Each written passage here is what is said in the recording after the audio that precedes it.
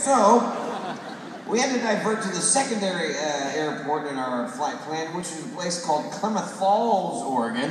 But apparently, our pilots had not done their research. They didn't know much about the Klamath Falls Airport. But the Klamath Falls Airport at nighttime is an uncontrolled airport, which means nobody's in the tower. Good luck! Well, we came in for a landing in Klamath Falls. Everything was fine. And it was just Brian and me and the two pilots, and that was it. So they taxied over the taxiway, and the pilots turned to us and they go, look, we don't know anything about this airport. There's nobody in the tower, nobody on the radio. We don't know where to go or what to do. So we're just going to taxi over next to that big dark hangar in the dark corner of the airport and just sit there until we figure out what to do. Brian and I are like, fine, whatever. This is all true.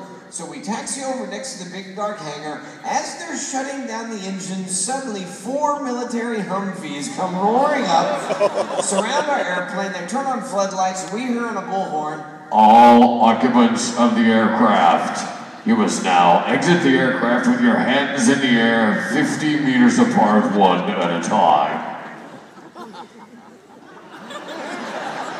I look over at Brian and I go, how far is 50 meters? Brian goes, I don't know, I'm measuring kilos. So,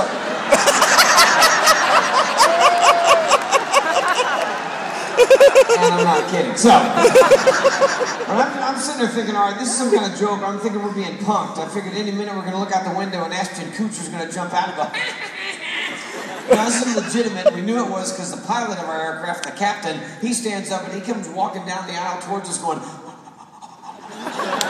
so he puts down the stairs, he goes down the stairs with his hands in the air. When he gets outside and looks around, he starts shaking more. And I'm like, holy crap. Now the co-pilot stands up. Oh, keep in mind that the captain, the pilot, the first guy, he knew who I was, he knew what I did for a living, he knew the characters. Co-pilot, new guy. Didn't know, didn't care. Keep that in mind.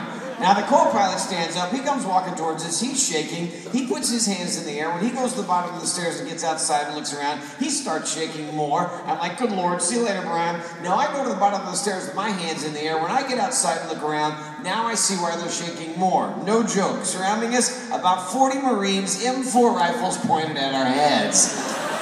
Yeah, apparently we had taxied over next to some Area 51 secret, highly government classified alien government hangar. I don't know what dumbass aliens are circling Klamath Falls. Oh look, strawberries.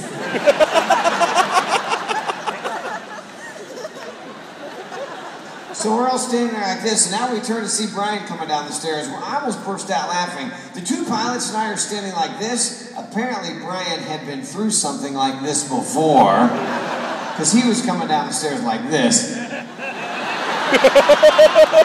Yeah, we're in a Western. He's on cops. So Brian comes down the stairs. We're all standing there like this. The guy gets back on the bullhorn. He goes, all right, who's in command here? I'm thinking, I paid for the trip, but nope, the guy in the hat, he landed, talk to him. So the the pilot goes forward, he's talking to the guy, the three of us are left standing there, I'm just sitting there thinking, well, this is just some horrible misunderstanding. What can I do to get us out of this quickly? I don't know what the hell I was thinking. This is all true. So we're all standing there like this, co-pilot's right here, Brian's right here. I go like this, I go,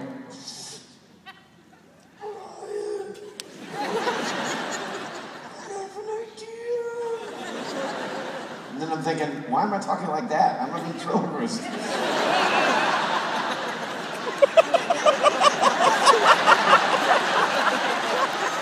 But then Brian goes like this, he goes, no.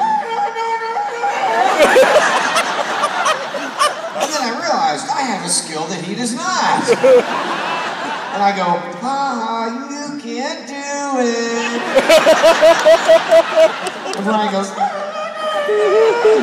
I'm like, I can't understand you. Remember, co-pilot, no idea. So I'm standing there, I'm thinking, all right, this has to work. And I go like this, I go, excuse me, gentlemen. All the rifles right at me. Do you guys know Ahmed the terrorist? That's when the co-pilot pissed in his pants.